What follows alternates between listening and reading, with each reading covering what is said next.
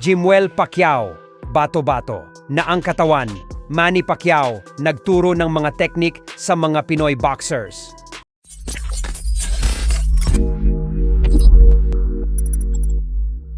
Puspusan na nga po ang pag-iensayo ni Jimwell Pacquiao para sa kanyang nalalapit na laban sa undercard ng Manny Pacquiao versus Mario Barrios sa Hulyo 19, madaming namangha matapos ipasilip ng Viva Promotions ang kasalukuyang kondisyon ni Jimwell kung saan kapansin-pansin na bato-bato na din ang pangangatawan nito.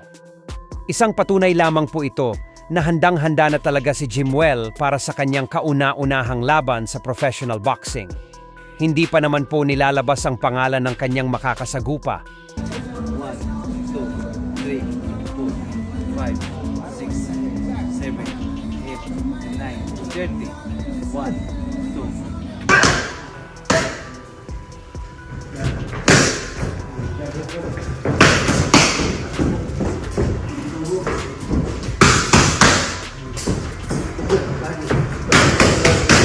Bukod kay Jimwell, lalaban din sa undercard ang iba pa nating mga pambato na sila Mark Magsayo, Wymir Marshall at Jerwin Angcahas. Samantala, binunyag at itinuro ni Manny Pacquiao kay Wymir Marshall at Mark Magsayo ang isa sa teknik niya kung bakit malakas ang bitaw ng suntok ng hindi napapagod.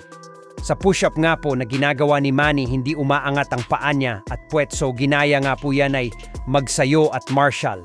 Pero hindi po nila makuha agad. Tumayo si Manny Pacquiao at pumunta kay Marshall at Magsayo para ituro ang tamang pag-push-up. Paliwanag ni Manny Pacquiao, yung push-up na yan para daw lumakas ang braso mo.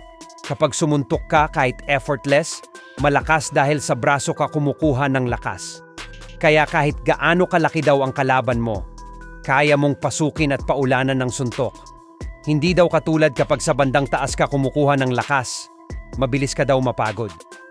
Kaya pala kahit magbitaw na maraming suntok si Pacquiao, hindi siya napapagod. At hindi rin siya kayang mabuli kahit malalaking kalaban.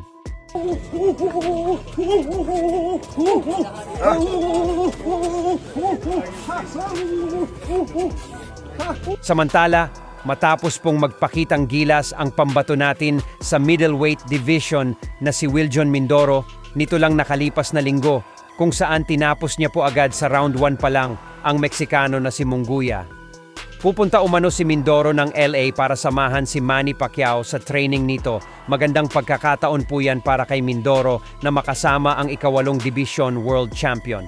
Maganda nga kung makasparring ni Mindoro itong si Manny Pacquiao dahil matangkad din itong si Mindoro at isang orthodox.